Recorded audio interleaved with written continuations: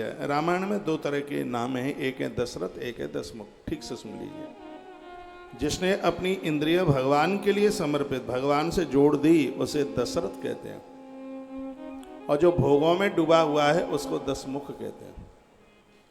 यदि इंद्रियां भोगों में डूबेंगी तो वहां मेघनाद पैदा होगा, एक कामी पैदा होगा, वहां विकार पैदा हो जाएंगे। और इंद्रियां योग में जुड़ जाएंगी, भगवान से जुड़ जाएंगी, तो परमात्मा स्वयं उनका बेटा बन करके आ जाएगा। इसलिए दशरथ बने।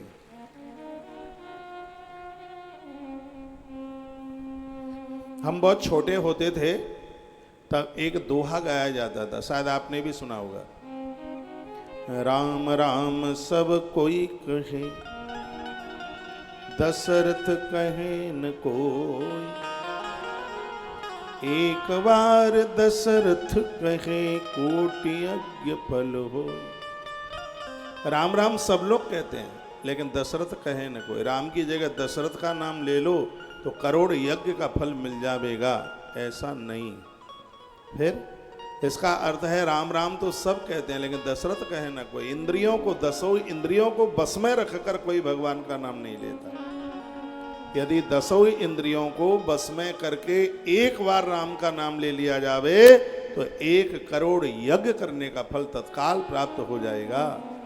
हम भजन पूजा पाठ करते हैं, बड़ी बात नहीं है। मन को एकाग्र चित्त करके, इंद्रियों को वश में करते हुए हम भगवान का चिंतन करते हैं, ये बहुत बड़ी बात है। इसलिए तो कहते हैं कि माला जपे तो एकांत में, जहाँ कोई देखे नहीं, कोई बोले नहीं। बीच में बोला जावे माला खंडित होती है, जप निषिद्ध हो जाता है। परसों के प्रवचन में मैंने निवेदन किया है कि यदि नित्य आप भगवान का नाम नहीं ले रहे हैं तो आप अपनी जीवन के साथ, जिंदगी के साथ बहुत बड़ा अपराध कर रहे हैं। ये आज पता नहीं लगेगा, कुछ समय के बाद पता चल जाएगा। इसलिए हमारे ग्रंथ आज्ञा देते हैं। क्या आज्ञा देते हैं? सुनिए, आपका ध्यान इधर हो। हमारे ग्रंथ आज्ञा देते हैं कि 100 काम करने से पहले भोजन करो। समय से भोजन ना करने पर भी बीमारी बढ़ जाती है, शरीर टूट जाता है, शरीर कमजोर हो जाता है। ये नहीं है कि बहुत खाएं, हिसाब से खाइए, लेकिन 100 काम करने से पहले आहार लीजिए। समय से भोजन नहीं करोगे, डायबिटीज 100% हो जाएगी। डायबिटीज होने के कुछ लक्षण हैं, जैसा कि मैंने पढ़ा है आयुर्वेद की किताबों में। आप बाथरूम जाने के तत्काल पानी पी लेते हैं, हाल ही पानी पी लेते हैं तो डायबिटीज हो जाएगी। आप खाली पेट मीठा खाते हैं तो डायबिटीज हो जाएगी।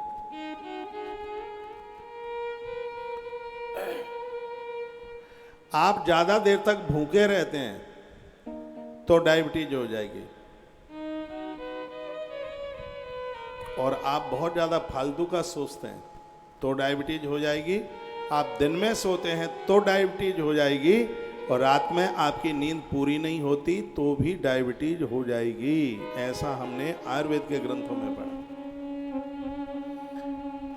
तो टाइम से भोजन कीजिए। एक श्लोक बोल रहा हूं, बहुत प्यारा है। सतम व्याय भोक्तव्यम सहस्रम स्नानमाचरेत्, लक्ष्यम व्याय दातव्यम कोटिम तक्ताम हरिम स्मरेत्।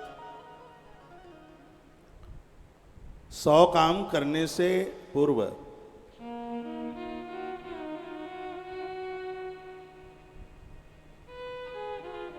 इनको इधर भेज देना। इनको आप ऐसा है, इधर आ जाइए, ऐसे आइए आप, आपको बोलो इधर आ जाओ,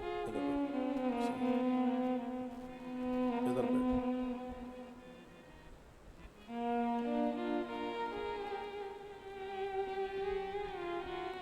आपका ध्यान इधर हो। 100 काम करने से पहले भोजन, और भोजन कितना पौष्टिक है, कितना स्वादिष्ट है। 3 घंटा बना हुआ भोजन 3 घंटे के बाद उसकी पौष्टिकता समाप्त हो जाती है। ज़्यादा गरम गरम फुलके आप खाते हैं तो उससे दांत टपक के नीचे आते हैं। ज़्यादा फ्रीज का रखा हुआ आप खाते हैं, ठंडा खाते हैं, उससे थायराइड बढ़ता है उससे। इसलिए इस बात का ध्यान रखिएगा।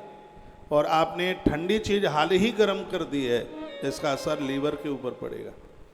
इससे एक बीमारी होती है जिसका नाम है जॉइंटिस, पीलिया। और जिसको पीलिया हुआ, ये पीलिया दो तरह से बहुत ज़्यादा बढ़ता है। एक तो लंबे नाखून होंगे, मैंने पूर्व में भी बोला है, नाखून, लंबे नाखून जिसमें गंध भरी हुई है और इसमें पॉइजन बढ़ता है, और ये नाखूनों का पानी या इससे मिला हुआ भोजन पेट में जाता है तो इससे पीलिया होता है। कोई तो बात होगी जब हमारी संस्कृति में बाल बढ़ाने के लिए और नाखून काटने के लिए कहा है, इसलिए नाखून तो बहुत छोटे छोटे होने चाहिए। आज के युवाओं को ये बात जरूर बताइए। मेरे पास प्रमाण है, मैं तो बिना प्रमाण के श्वास भी नहीं लेता। यदि आपके नाखून लंबे, जिन बहनों के माताओं के नाखून लंबे हैं उसी से आटा गूंथ करके घर के लोगों को आप भोजन कराती हैं, इससे नाखूनों का विष पेट में जाता है। इसका पूरा अटैक लीवर के ऊपर होता है, इसलिए इनको रखाना बिल्कुल भी ठीक नहीं है। मैं कुछ भोजन की बात कर रहा हूं। भोजन एक समय से हो, स्नान करके हो, आसन लगा करके हो, और सूर्य देवता जिधर हो उधर ही मुंह करके भोजन किया जाए तो इससे जठर में अग्नि खुलती है, जिसे जठराग्नि कहते हैं, उससे भोजन पचता है। अगली बात है सहस्रम स्नान माचरित। भोजन से भी ज्यादा जरूरी 1000 काम करने से पहले स्नान कीजिए।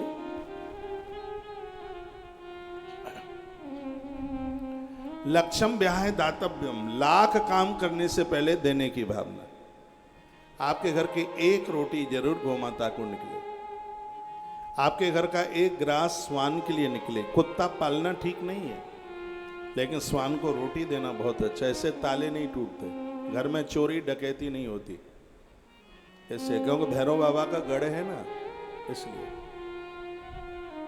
हर अमावस्या को इतना सा चावल लो, उसमें थोड़ा सा दही डालो और थोड़ा सा गुड़ डालो उसमें, और ये कहीं कागा कौए के लिए रख दीजिए, आपके पुरखे संतुष्ट हो जाएंगे। इसको काक बलि कहते हैं। गरुड़ पुराण में इसका बड़ा विस्तार है। और जिनके घर से यदि किसी की मृत्यु हुई है 1 वर्ष के लिए तो करना ही चाहिए। ये सबके लिए, हर अमावस्या के दिन यह अपने पितरों के लिए, अपने पूर्वजों के लिए कीजिए। आपको पता है कि पितरों के प्रसन्न होने पर घर की वंश वृद्धि नहीं रुकती, पितरों के प्रसन्न होने पर परिवार में अकाल मृत्यु नहीं होती। तो पूर्वजों का, पितरों का प्रसन्न होना बड़ा जरूरी है, तो यह कीजिएगा बिल्कुल। लक्ष्यम ब्याह दातव्यम, लाख काम करने से पहले हृदय में देने की भावना। मंदिर में जाओ खाली हाथ मत जाओ, ये कभी कहिए ही मत मंदिर में तो इतना पैसा है, इतना पैसा है। भगवान से जो भी चीज़ जुड़ जाती है वो अनंत गुनी हो जाती है। मंदिर में पैसा है तो उससे वहाँ की व्यवस्थाएं चलती हैं। आपके उस पैसे से दिया जोत, पुजारी की व्यवस्था और वहाँ के जितने भी तमाम व्यवस्थाएं हैं वो उससे चलती। मैं कुछ वर्षों पहले उज्जैन में कथा कर रहा था, लिंग पुराण का बड़ा अच्छा सूत्र पढ़ा जिसमें वर्णन था कि मंदिर में जाते समय मुद्रा हाथ में नहीं है तो रास्ते में कहीं कोई पत्ता फूल मिल जाता है वही तोड़ लीजिए, भगवान के सन्मुख वही चढ़ा दीजिए, कभी खाली हाथ मत जाना। वर्णन है ऐसा। कथा रामायण में आती है, प्रभु राम से मिलने के लिए वनवासी लोग आए जो बहुत गरीब थे, बहुत दीन थे। वो भी खाली हाथ नहीं आए, वो कंद मूल फल भर भर दोना अपने हाथ में फूल पत्तियां लेकर के आए हैं। प्रभु श्री राम जी के चरणों में समर्पित किया। राम जी ने कहा मांगो क्या चाहिए। उन्होंने कहा भगवान कुछ वस्तु हम नहीं चाहते। भगवान ने कहा मांगना ही पड़ेगा। तो उन्होंने कहा तो वस्तु नहीं, हमें वस्तु देने वाला राम चाहिए, जो मंदिर में भाव से वंदन प्रणाम करते हैं। परमात्मा उन्हें संसार की वस्तुएं ही नहीं, भगवान उन भक्तों को अपने आप को दे देता है। दुर्योधन ठगा रह गया क्योंकि उसे द्वारका की सेना मिली।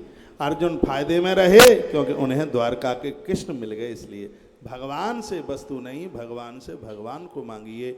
यही साधना है, यही भक्ति है, यही उपासना है। आग्रह पूर्वक निवेदन करूँगा, जब भी आप मंदिर में जाते हैं तो 2 बातें भगवान को कहना। पूज्य रामसुखदास जी महाराज जी कहते थे, हे नाथ हम आपको कभी ना भूलें, हे नाथ मैं आपको ना भूलूं। रोज कहिए।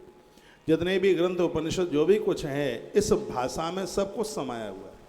भाव से कह दें कि हे नाथ मैं आपको न भूलूं, ये कृपा कर दो।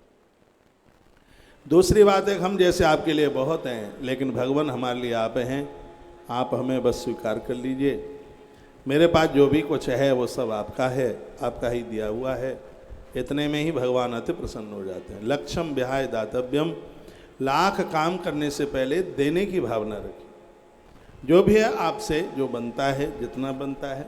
घर में जामाता आता है, बेटी आती है। एक बात मैं आपको बोलूं, सुनकर आपको आनंद होगा। घर में इतने लोग आ जाएं, उस समय आपको गंगा सागर की यात्रा का फल प्राप्त हो जाता है। घर में बहन आवे, घर में जामाता आवे, बहन का पति आवे, बहन का बेटा आवे, बेटी का बेटा आवे, और घर में जिस दिन गुरु चल करके आ जावे, समझ लो उस दिन आपको गंगा सागर की यात्रा करने का फल प्राप्त होगा। ऐसा ब्रह्म पुराण के अंतर्गत लिखा है, जो मैंने आपके बीच में निवेदन किया है। तो कोटिम तक्ताम हरिम स्मरेत, करोड़ों कार्यों को करने से पहले भगवती कार्य कीजिए, भगवान का काम कीजिए। दशरथ बनिए तो राम अकेले नहीं आएंगे, क्या क्या लेके आएंगे? धर्म रूपी भरत, अर्थ रूपी शत्रुघ्न, और वैराग्य का प्रतीक लक्ष्मण, इनको वो लेकर के आएंगे। भगवान अकेले नहीं, इनको संग लेकर के आएंगे। तो इस कथा में विशेष रूप से वर्णन है कि हम ऐसा जीवन जिए हैं जिस जीवन में लोलुपता ना हो, ऐसी जिंदगी जीने की आवश्यकता है। कल आप सुने, जब भगवान आए तो महाराज दशरथ दोपहर की संध्या सरयू माँ के किनारे कर रहे थे। बड़ी सुंदर चौपाई गोस्वामी जी ने दुआ नंबर 192 के नीचे डाली है। कोई और भी दे दो, तर्ज जाके लाओ, कोई और दे दो सर।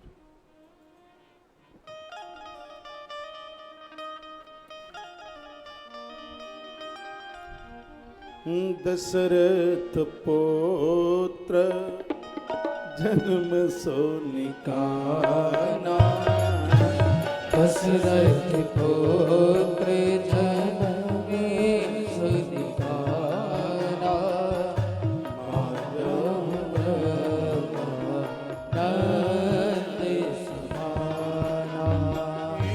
दशरथ पुत्र जन्म सो निकाना, दशरथ पुत्र जन्म सो निकाना, मानव नंद समाना। दशरथ पुत्र जन्म सो निकाला, मानव ब्रह्मानंद समाना। रामायण की दो चौपाइयां मैं आपको बोलूंगा, एक अपने मंदिर में लिखिए और एक अपनी रसोई में लिखिए। ये जो चौपाई है आपने मंदिर में इसको लिखना, दशरथ पुत्र जन्म सुनि काना, मानव ब्रह्मानंद समान। आपको इतना आनंद मिलेगा, आपको इतना उत्साह मिलेगा, आपके आनंद को कोई रोकेगा नहीं, रोकने वाला नहीं होगा। पूजा में मन लगेगा, भगवान के चरणों में आपको मस्ती आवेगी। अपने मंदिर में लिख दो, रामायण बालकांड दोहा नंबर 192 192 के नीचे की चौपाई है, दशरथ पुत्र जन्म सुनि काना। ये चौपाई उस समय की है जिस समय दशरथ संध्या कर रहे थे, अपना भजन कर रहे थे, अपना जप कर रहे थे, तर्पण कर रहे थे। दोपहर का समय था और वो अपनी मध्यकाल की संध्या कर रहे थे। उस समय गोस्वामी जी ने चौपाई डाली, दशरथ पुत्र जन्म सुनि काना, मानव ब्रह्मानंद समान। उनको यह सूचना मिली कि मेरे घर में पुत्र का जन्म हुआ है। ऐसा आभास हुआ है कि ब्रह्मानंद प्राप्त हो गया है। जैसे प्राप्त करने के बाद कुछ प्राप्त नहीं बचता, वह भगवान के भजन से मिलता है, ठाकुर जी के भजन से मिलता है। मैं माताओं को कहना चाहूँगा, पुरुषों को तो समय नहीं है, वैसे भी पुरुष उतने श्रद्धालु होते नहीं हैं जितनी की माताएं होती हैं। इसलिए उपनिषद ने भी सबसे पहले वंदना माताओं की की। मंदिर में जाओ, कौन सा भी देवता का मंदिर हो, माताओं की ही संख्या ज़्यादा दिखाई देगी।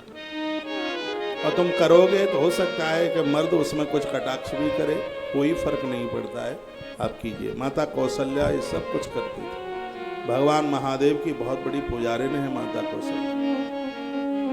शिव को उसने बहुत प्रसन्न किया है और अपने घर में इन 5 देवताओं को जरूर रखिए। भगवान गणेश जी जिनकी सूंड दाहिनी तरफ हो, आपकी तरफ से नहीं, गणेश जी की तरफ से। माता दुर्गा जिसके सिंह का मुख बंद हो, उसे अपने यहाँ आप बैठाइए। तीसरे नंबर पर मैं चर्चा कर रहा हूँ भगवान विष्णु, भगवान नारायण। भगवान शालराम की बटुलिया में सगरे देवता आ जाते हैं। आप पूजा नहीं कर सकते तो तुलसी के गमले में रखिए। तुलसी के गमले में महादेव शंकर जी नहीं रखे जाते, तुलसी के गमले में शालराम भगवान रखे जाते हैं। तुलसी के गमले में यदि गंगा जी आप गए तो वहाँ से छोटी छोटी बटुलियाँ मिलती हैं, वह आप रख दीजिए। ऐसा कहते हैं कि घर में माता गंगा का वास होता है उस घर में। अपने मंदिर में सूर्य भगवान का सूर्य चक्र रखिए, क्योंकि ये सब पंचदेव उपासना में आता है। और सूर्य साधारण नहीं है, ये हनुमान जी के भी गुरु है। हमने पढ़ा है कि सूर्य भगवान की जहाँ पूजा होती है उस घर में मूक यानी गूंगे और बहरे बच्चों का जन्म नहीं होता। सूर्य भगवान को तो सबको ही अर्घ देना चाहिए। वास्तु भी कहता है कि वह घर इतना शुभ है जिसके पूजा स्थल पर सूर्य भगवान की किरणें चल करके आती हैं, उस घर को बहुत ज्यादा शुभ माना गया है। ऋतुकाल में नारी की परछाई देवी देवताओं के ऊपर पड़ जाए तो सूर्य भगवान की किरणों से उसे पवित्रता मिल जाती है। सूर्य देव की इतनी बड़ी महिमा है। अब आप देख लें आपने घर कहाँ बनाया, उस घर को बहुत शुभ माना गया है जहां भगवान सूर्य की किरणें निकलती हुई और उस मंदिर तक पहुंचती है।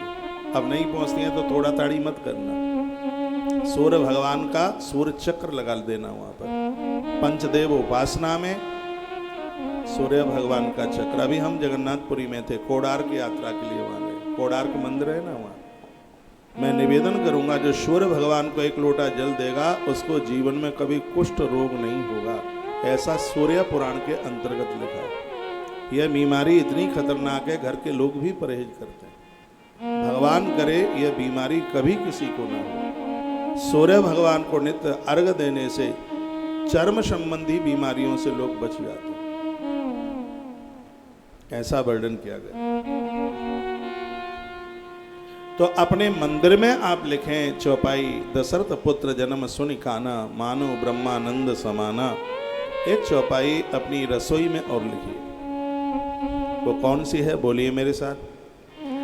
विश्वभरण पोषण कर जोरी,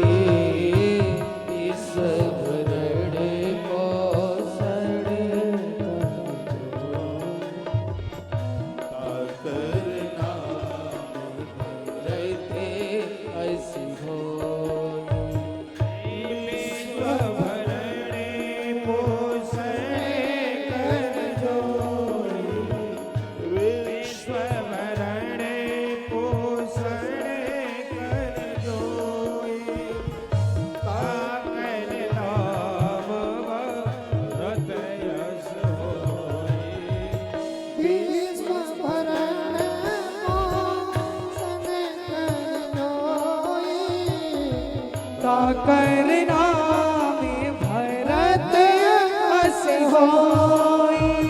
बोले बांके बिहारी लाल की।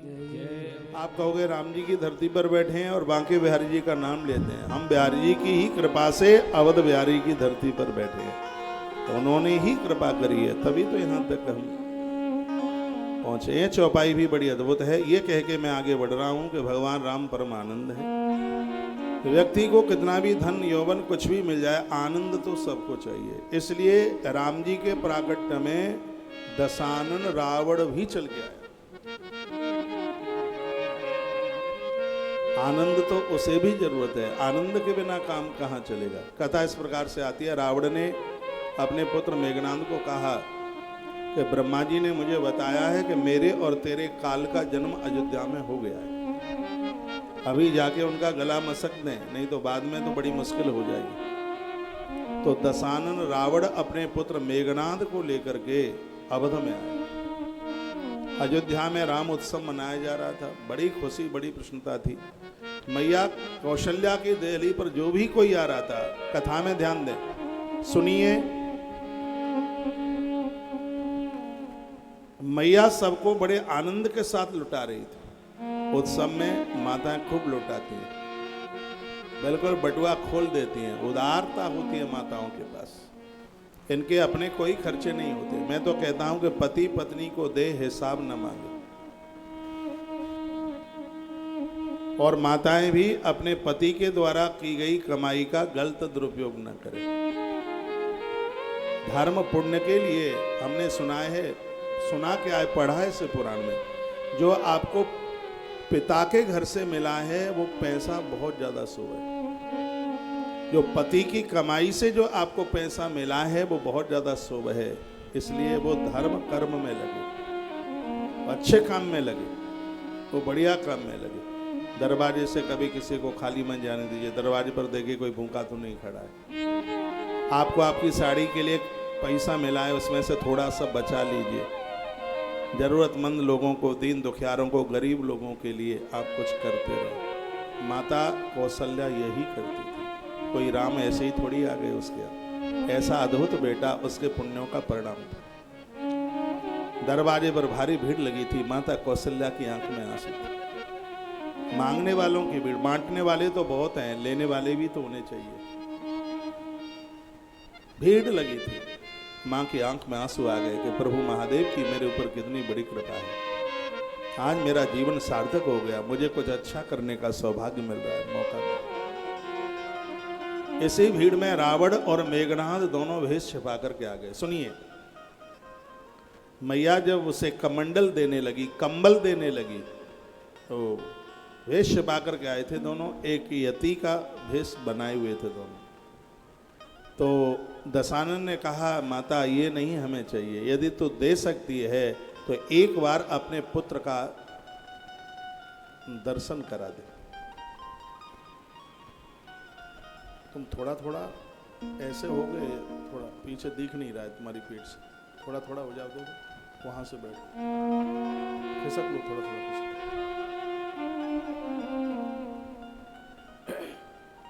दशानन रावण ने कहा, माता यदि तू दे सकती है तो एक बार अपने पुत्र का दर्शन हमें करा दे। ये रावण के शब्द थे। बस समझ लेना कि हमारी इच्छा पूरी हो गई। मैया ने कहा, सामने के कक्ष में मेरे चारों पुत्र झूले में झूल रहे हैं, तुम जाकर के दर्शन कर लो।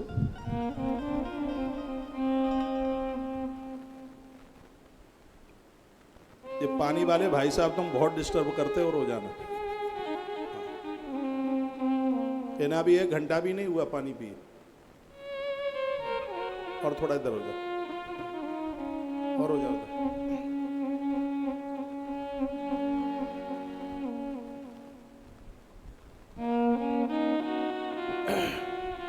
सामने के कक्ष में 4 पुत्र लेटे हुए। तो जैसे रावण और मेघनाद अंदर गए तो देहली से देखा कि एक झूले में राम और लक्ष्मण दोनों थे, एक में भद्र और शत्रु। तो रावण ने कहा कि जो सांवला है वो मेरा काल है और जो गोरा सा है वो तेरा काल है। तो बता के पहले मैं अपने काल को खत्म करके आ जाऊं। तो मेघनाद ने कहा, पिताजी आप रुकिए, आप देहली पर खड़े रहे, पहले मुझे अपना काम कर लेने दीजिए। मेघनाद गया और वह लक्ष्मण का गला घोंटने लगा। और राम के जो चरणों में है उसकी मौत हो जाए, ऐसा तो कभी हो ही नहीं सकता। परमात्मा ने अपनी टांग से चरण के द्वारा पटका मेघनाद को और मुट्ठी में दबोच लिया जोर से। ऐसा लग रहा था कि उसके तो प्राण ही निकलने वाले हैं। 4 हो गए। जब मेघनाद नहीं आया तो रावण ने जाके देखा ये चला कहाँ गया। बहुत बड़ा ज्योतिषी पंडित था रावण। उसने प्रश्न कुंडली बनाई और फलादेश निकल करके आ गया कि ये बड़ा वाला बच्चा है, इसकी मुट्ठी में मेरा पुत्र है। रावण ने प्रभु राम की मुट्ठी खोलने की खूब कोशिश करी, जूझ गया, हार गया, लेकिन मुट्ठी नहीं खोल पाया। दौड़ता हुआ वो माता कौशला के पास पहुंचा और कहने लगा, हे माँ, मुझे कुछ भी नहीं चाहिए, जो तेरे बड़े वाले बेटे की जो मुट्ठी में है बस वो मुझे दे दे। माता कौशल्या आई, उसने भी प्रभु राम की मुट्ठी खोली, लेकिन राम जी ने मुट्ठी खोली नहीं। महाराज दशरथ को मैया बुला के लाई, कहा हमारा तो धर्म बिगड़ जाएगा। एक साधु एक ब्राह्मण मांगने को आया कि बेटे की मुट्ठी में है जो दे दो, और सो मैं नहीं दे पा रही हूँ, एक बार आप जाके देखो, बच्चे की मुट्ठी खोलो। क्या बात है, बालक मुट्ठी नहीं खोलता। कभी कभी माताएं एक्स्ट्रा भी तो सोच लेती है ना, कोई मुट्ठी ना खोले तो लगता है कि दौड़े की बीमारी तो नहीं हो गई है, दौड़ा तो नहीं आ गया। तो मैया तो बड़ी परेशान हुई, तो महाराज दशरथ को बुला के लेके आई। महाराज दशरथ आए और वो प्रभु राम की मुट्ठी खोलने लगे, लेकिन भगवान मुट्ठी खोलते नहीं हैं। महाराज दशरथ ने कहा, पुत्र हम रघुवंशी लोग हैं, हमारे दरवाजे पर जो आता है खाली हाथ नहीं जाता। बेटा तुझे अपने पिता की सौगंध है, तेरी मुट्ठी में जो है वो इस ब्राह्मण को दे दे, अपनी मुट्ठी खोल दे। जैसे ही महाराज दशरथ ने सौगंध खिलाई, उसी समय प्रभु ने अपनी मुट्ठी खोली। मेघनाद और रावण दोनों के दोनों वहां से भागते हुए निकलते हुए गए। इस बात का समाधान लंका कांड में मिलता है। जब लक्ष्मण को शक्ति लगी, राम जी लखन को गोद में लेकर के रो रहे थे, तो वही बात प्रभु राम को याद आ गई और कहने लगे, जो जनते हूं मैं बंधु बिछोहू, यदि मुझे पता होता कि इस मेघनाद के द्वारा मेरे भाई को शक्ति लगेगी, तो मैं उस दिन पिता की सौगंध बिल्कुल भी नहीं मानता। इतनी सी कथा मैंने आपको इसलिए सुनाई है। राम के दर्शन की जरूरत रावण को है, तो भगवान के दर्शन की जरूरत हमें और आपको क्यों नहीं? राम को पढ़कर, राम को समझ करके जीवन मर्यादित होता है। उनके घर में कभी अमंगल नहीं होता, जिनके घर में व्यवहार में सब एक दूसरे से राम राम राम राम राम। हनुमान चालीसा पढ़ने से राम जी बहुत प्रसन्न होते हैं। और हनुमान चालीसा पढ़ने में देर कितनी लगती है? पूज्य स्वामी विवेकानंद जी महाराज कहते थे, छोटे बच्चे से लेकर के बूढ़े तक सबको हनुमान चालीसा कंठ ही नहीं, वो अपनी नित्य नियमित कार्य में हनुमान चालीसा को जोड़े, राम की कृपा हो जाएगी। राम कृपा नासहि सब रोगा। राम जिसके ऊपर कृपा कर दें, उसके जीवन में तो किसी भी प्रकार का रोग, बीमारी, कष्ट, परेशानी उसके जीवन में रह ही नहीं सकती। प्रभु राम हुए हैं। तो अवध में भगवान श्री राम जी का प्राकट्य हुआ। सूर्य भगवान 1 महीने तक दर्शन में खड़े, 1 साल तक, 1 महीने तक दर्शन में वो खड़े रहे, लेकिन यह मर्म कोई समझ नहीं पाए। चंद्रमा जी भी पंक्ति में खड़े खड़े रो रहे हैं। राम जी ने पूछा कि मेरे जन्म पर सब प्रसन्न है, तुम क्यों रो रहे हो? तो उसने कहा कि भगवान क्या बताऊं, आपके दर्शन की क्या जरूरत मुझे नहीं है, मुझे आपका दर्शन नहीं हो रहा है। कहा क्यों? 1 महीना हो गया, सूर्यदेव गए नहीं हैं, जब तक ये नहीं जाएंगे तब तक रात नहीं होगी, और जब तक रात्रि नहीं होगी तब तक मुझे आपका दर्शन ही कहाँ हुआ। भगवान ने उसी समय वायदा किया और कहा, हे चंद्रदेव तुम अत्रि के पुत्र हो और अत्रि बहुत बड़े संत हैं, मैं तुमसे वायदा करता हूं, अब के बार मैं सूर्य वंश में राम बन के आया हूं, द्वापुर में मैं चंद्र वंश में कृष्ण बन करके आऊंगा, तुम्हारे वंश को मैं सुशोभित करूंगा। चंद्रमा रोए, कहा भगवान इस समय भी तो मुझे आपकी कृपा का कोई प्रसाद मिलना चाहिए था। तो भगवान ने कहा, ये मेरा वायदा है, कुछ दिनों के बाद में गुरुजी मेरा नाम रखेंगे, मेरा नाम राम होगा। जो मेरे भक्त होंगे मेरे नाम के साथ में तुम्हारा नाम जरूर जोड़ेंगे, तब मेरा पूरा नाम होगा। बोलिए रामचंद्र भगवान की। इसलिए राम जी के नाम के साथ चंद्रमा का नाम लग गया। तो भक्त लोग, महात्मा लोग बड़े आदर के साथ, आनंद के साथ स्तुति गाते हैं, श्री रामचंद्र कृपाल भज मन। वो राम जी के नाम के साथ चंद्रमा का नाम जोड़ते हैं। अवध में बहुत आनंद होने लगा, यात्रा लंबी है। अवध में बहुत आनंद होने लगा। गुरुदेव वशिष्ठ ने बहुत ब्राह्मणों को बुलाया। नीचे की चौपाई है कि गुरु वशिष्ठ कहीं गए हंकारा, गुरु वशिष्ठ गए तो जय दाना। आज गुरुदेव वशिष्ठ अपने साथ में बहुत ब्राह्मणों को लेकर के महाराज दशरथ के दरवाजे पर पहुंचे। क्या किया जाके? नंदी मुख श्राद्ध कर जात कर्म सब की। नंदी मुख श्राद्ध किया गया। पूजा से पहले नंदी मुख श्राद्ध होता है। आप जब भी किसी पूजा में बैठे तो नंदी मुख श्राद्ध कराए।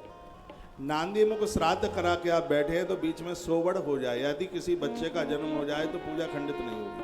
पूजा छोड़ने की जरूरत ही नहीं। किसी की मृत्यु का सूतक हो जाए और आपने नांदी मुख श्राद्ध किया और एक रात निकल गई है, यहाँ ऐसे लोग बैठे हों, आप तो नदी पार करके यहाँ पहुँच गए हैं, बहुत बड़े तीर्थ में आप बैठे हैं, एक रात्रि इस तीर्थ में आपको निकल गई है तो किसी की शोवड़ हो गई हो, यानी बच्चे का जन्म हो गया हो, या किसी की मृत्यु हो गई हो, इतने पर भी आपको पूजा छोड़ने की बिल्कुल जरूरत नहीं है। भगवान का दर्शन करने की बिल्कुल छोड़ने की जरूरत नहीं है।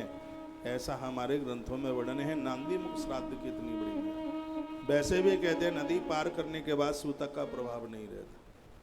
अपनी सीमा को छोड़ करके दूर आप चले गए, वैसे सूतक लगता है, 7 पीढ़ी तक सूतक लगता है। उसमें वर्णन है कि किसको कितना लगता है, ये वर्णन किया है। तीसरी पीढ़ी पर पूरा सूतक लगता है। चौथी पीढ़ी पर 50% का लगता है। छठवीं और 7वीं पीढ़ी पर जो सूतक है वो 2 दिन का सूतक लगता है। 6वीं और 7वीं पीढ़ी पर जाकर ये सूतक होता है। लेकिन इतना फिर एक बार मैं निवेदन करूंगा, आप पूजा पाठ जब भी कोई, चाहे नवरात्रा का अनुष्ठान है, चाहे अभी श्रावण का महीना आ रहा है, कोई आप भगवान महादेव की पूजा करते हैं तो पूजा से पूर्व नांदी मुख श्राद्ध होता है। यदि यह हो जावे तो आपकी पूजा बिल्कुल छूट नहीं सकती, पूजा खंडित नहीं हो सकती। वर्णन है नंदी मुख श्राद्ध कर जात कर्म सब की। नांदी मुख श्राद्ध कराया और जात कर्म संस्कार कराया। पहले संस्कार 48 होते थे, लेकिन लोगों के पास ये सब करने का टाइम समय नहीं था। अब वो संक्षिप्त 16 संस्कार हो गए। इन 16 संस्कारों को स्वीकार कीजिए। जात कर्म संस्कार 16 संस्कारों में से एक संस्कार है। संस्कार का मतलब है शुद्ध जीवन। संस्कार का अर्थ है पवित्र जीवन। संस्कार का मतलब है संस्कृत युक्त जीवन। 16 संस्कार हैं और भगवान कृपा करे कि इन संस्कारों को आप करें। सबसे पहला संस्कार है गर्भाधान संस्कार। दाम्पत्य का विवाह हुआ है और उन्होंने ऐसा मन में विचार किया कि संतान को जन्म देना है, तो 10 महीने पहले से वो उन नियमों को आरंभ कर देते हैं। जमीन में सोते हैं, एक बार भोजन करते हैं, जमीन में सोएंगे, संयम के साथ रहेंगे, कुछ ऐसी चीजें लेंगे जो शरीर के लिए बड़ा पौष्टिक है। स्त्री कच्चे दूध में मिश्री डाल करके लेती है, पुरुष गौ माता के तपे हुए दूध में 1 चम्मच घी डाल करके लेता है, गौ माता का घृत। ये संतान को जन्म देने से पहले महात्मा याज्ञवल्क्य ने अपनी स्मृति में वर्णन किया। मैं आपको बोल रहा हूं, यदि 10 महीने संयम के साथ में फिर होने वाली जो संतान है वो बड़ी अद्भुत होती है, बहुत विशेष। नारी के लिए कच्चे दूध में मिश्री, पुरुष के लिए पके हुए दूध में गौ माता का घृत। 10 महीने जमीन में सोना होता है, ऊट पटांग खाया नहीं जाता, और उसमें कुछ विशेष रूप से मंत्र है। मंत्र भी बता देता हूँ। ओम ब्रह्मणे नमः। इस मंत्र का जप किया जाता है, इससे होने वाली संतान के ऊपर एक बहुत बड़ा असर होता है। गोपाल बीज मंत्र, गर्भ में संतान आ जाए फिर जपना लोग शुरू कर देते हैं, पति पत्नी दोनों। गोपाल मंत्र है ओम क्लीम कृष्णाय गोविंदाय गोपी जनवल्लभाय स्वाहा। इससे गर्भ में संतान समाप्त नहीं होती, इतना बड़ा प्रभाव है। तो सबसे पहला संस्कार है जिसका नाम है गर्भाधान संस्कार। संतान को जन्म देने के लिए ब्रह्म मुहूर्त नहीं होना चाहिए, दिन नहीं होना चाहिए। रात्रि के दूसरे और तीसरे पहर की बात कही गई है इसमें। इससे होने वाली संतान के ऊपर बहुत बड़ा असर होता है। गर्भाधान में एकादशी नहीं हो, द्वादशी नहीं हो, अमावस्या नहीं हो, पूर्णिमा नहीं हो, श्राद्ध नहीं हो, नवरात्रा के दिन नहीं हो, नहीं तो गर्भ में आने वाली संतान ठीक नहीं होगी। इन मुहूर्तों में बच्चों का जन्म होना बहुत शुभ है। इस समय में गर्भ में संतान का आना बिल्कुल शुभ नहीं है। श्राद्ध का समय है पूरे 16 दिन श्राद्ध के, नवरात्रा के पूरे 9 दिन, एकादशी, द्वादशी, पूर्णिमा, अमावस्या, संक्रांति, बसंत पंचमी, अक्खा तीज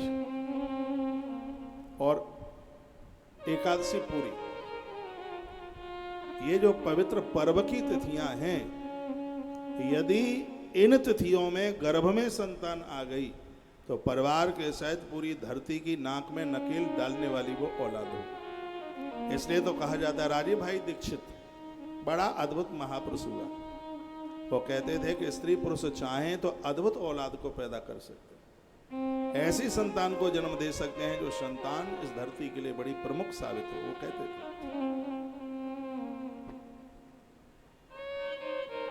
पति और पत्नी का जो संबंध है वो वंश को एक औलाद देने के लिए, दोनों मिलकर भगवान का भजन करें, वो काम के खिलौना नहीं है वो। तो पहला है गर्भाधान संस्कार, दूसरा है पुंसवन संस्कार। ये पुंसवन संस्कार गर्भ में संतान आ जाती है उसके चौथे महीने में किया जाता है। पति के द्वारा नारी की नाभि के ऊपर रोली और चंदन लगाया जाता है, इससे गर्भ में संतान समाप्त न होवे। पुंसवन संस्कार में एक वंश वृद्धि के लिए एक बेटा चल करके आ जाए, एक पुत्र की कामना के लिए पुंसवन संस्कार किया जाता है। ये चौथे महीने में होता है, क्योंकि चौथे महीने में ही लिंग निरूपण होता है, स्त्री और पुरुष के चिन्ह बनते हैं। हमारे ग्रंथों में वर्णन वो चौथा महीना होता है। इसलिए चतुर्थ महीने के आरंभ में एक संस्कार होता है, उसका नाम पुंसवन संस्कार। यदि ये संस्कार ठीक से हो जाए तो वंश वृद्धि के लिए पुत्र चल के ही आएगा, इसमें कोई संशय वाली बात नहीं। जिनको बेटी ही बेटी है, बेटा नहीं है, वो ठीक से सुनेंगे इस बात को। चौथे महीने के आरंभ के ही दिनों में आचार्य ब्राह्मण लोग जानते हैं, मंदिर के पुजारी लोग, बढ़िया ब्राह्मण है वो जानता है, और उसके द्वारा उसको बुलाइए, उससे पुंसवन संस्कार, उसमें पति और पत्नी दोनों पूजा में बैठते हैं। एक संकल्प किया जाता है, हे प्रभु हमारी वंश वृद्धि के लिए हमें एक पुत्र दे दो। बेटी हमें बुरी नहीं लगती है, कन्या हमारे जीवन में हो, लेकिन वंश वृद्धि के लिए हमें एक पुत्र दे दो। भगवान से प्रार्थना की जाती है, पुत्रम देहि गोविंदम, हे भगवान, हे गोविंद, हे गोपाल, हम आपसे एक पुत्र की कामना करते हैं। इसमें भगवान श्री कृष्ण की पूजा होती है। ये जो पुंसवन जो संस्कार है, इसमें भगवान गोविंद की पूजा होती है। आचार्यों को यह पता होता है, और चौथे महीने के आरंभ में ही ये पूजा होती है। ये 16 संस्कारों में मैं कुछ संक्षिप्त बात आपको कर रहा हूँ, सब बातें आपके काम की होंगी। और उसके बाद में है सीमंतोन्नयन संस्कार। ये 6 महीने से 8 महीने के बीच में किया जाता है। सीमंतोन्नयन संस्कार के द्वारा गर्भपात नहीं होता, गर्भ समाप्त नहीं होता, पेट में बच्चों का मरना ये बिल्कुल शुभ नहीं है। इसलिए ये भी बहुत याद करने के लायक है। 6वां महीना आरंभ हो जाता है, गर्भ समाप्त हो जाता है 6 से 8 के महीने में, और उस समय पूरे प्राण आ जाते हैं बच्चे के अंदर। ये जघन्य अपराध हो जाता है, इतना बड़ा अपराध हो जाता है। 6 से 8 के महीने में यदि बच्चा पेट में खत्म होता है, जानबूझ करके खत्म किया गया, तो कहा ऐसे स्त्री पुरुष हवन यज्ञ में बैठने के अधिकारी नहीं होते, उनके द्वारा श्राद्ध नहीं लगता पितरों को। इतना बड़ा अपराध हो जाता है। गर्भ में संतान समाप्त न हो, उसके लिए ये सीमंतोन्नयन संस्कार किया जाता है। रामायण की चौपाइयाँ तो आप सब जानते हैं, ये पढ़ ही लेते हैं, लेकिन इस कथा के माध्यम से एक बहुत जरूरी बात है, वो मैं आपको निवेदन कर रहा हूँ। सीमंतोन्नयन संस्कार भी बच्चे के जन्म से पहले ही होता है। इससे गर्भ में बच्चे की सुरक्षा होती है, रक्षा होती है। उसके तत्पश्चात बच्चे के जन्म के बाद में एक संस्कार होता है जिसको कहते हैं जात कर्म संस्कार। ब्राह्मण कराते हैं, उस बच्चे के कान में उसके बाप दादाओं का नाम बोला जाता है, पूर्वजों का 7 पीढ़ियों तक के नाम बोले जाते हैं, उन्हें उनकी जाति के बारे में बताया जाता है। ये संस्कार नहीं रहे, इसलिए तो लोग भटक गए, अपने अपने रास्ते से भटक गए। जाति कर्म संस्कार एक विशेष संस्कारों में से।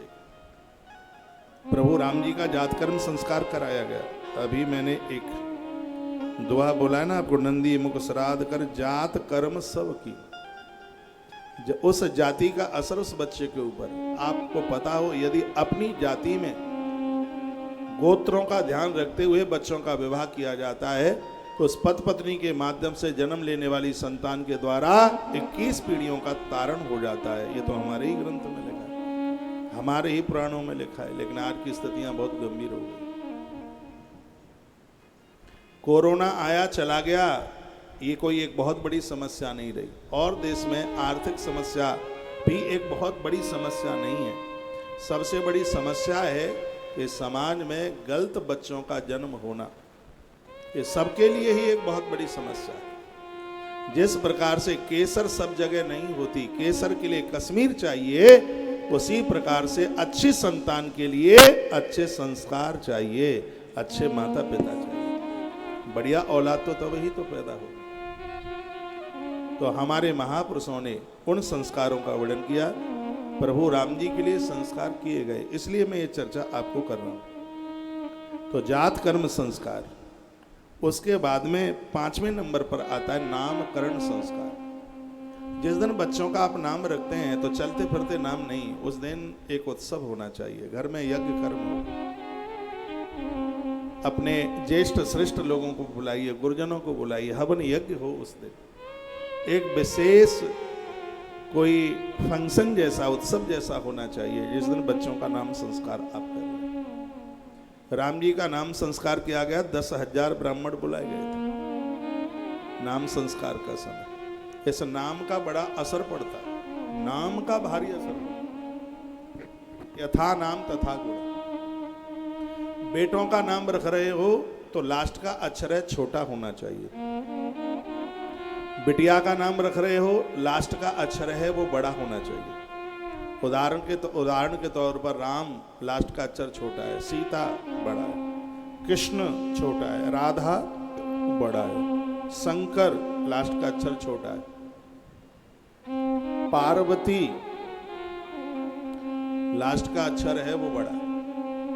बेटियों का नाम उच्चारण करने पर लास्ट का अक्षर बड़ा, और बेटे के नाम का उच्चारण करते समय लास्ट का अक्षर है वो छोटा होना चाहिए। मेरी भाषा आपकी समझ में आ रही है? हा?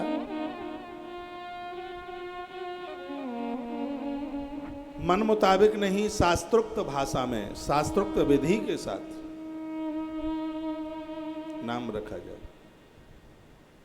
बेटी का नाम गार्गी रखिए, अदिति रखिए, श्रेष्ठा रखिए, शिवांशी रखिए, मनमोहिनी माँ दुर्गा, माँ राधे का एक नाम है।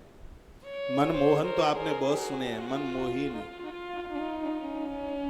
बहुत अद्भुत नाम है। बेटों के नाम उत्कर्ष, केशव नाम मुझे बहुत प्यारा लगता है, माधव बहुत प्यारा लगता है, राघव, माधव, अम्बरीश, वर्धमान, ये बड़े अच्छे नाम है। वेद, अथर्व, ये बड़े अच्छे नाम हैं हमारे ग्रंथों में। बिटिया का नाम उद्भवी, सुकृति, ऐसे नाम रखिए तो बोलने में भी अच्छे लगते हैं और उनके अर्थ भी बहुत अच्छे होते हैं। नदियों के नाम पर नाम रखिए, छपरा बहुत प्यारा नाम है, नर्मदा बहुत प्यारा नाम है, देविका, कश्मीर में एक नदी बहती है। इसी नदी के किनारे पर महात्मा कश्यप के घर में भगवान सूर्यदेव का अवतरण हुआ।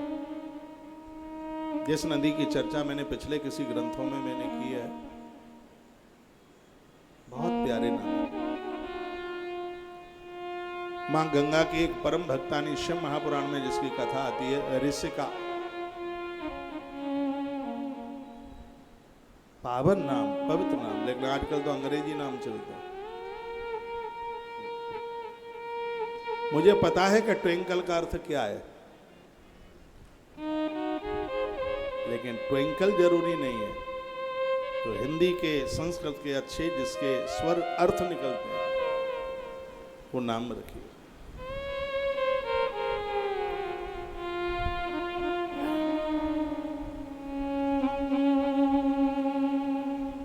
किसी ने अपने बेटे का नाम फॉर्चून रखा।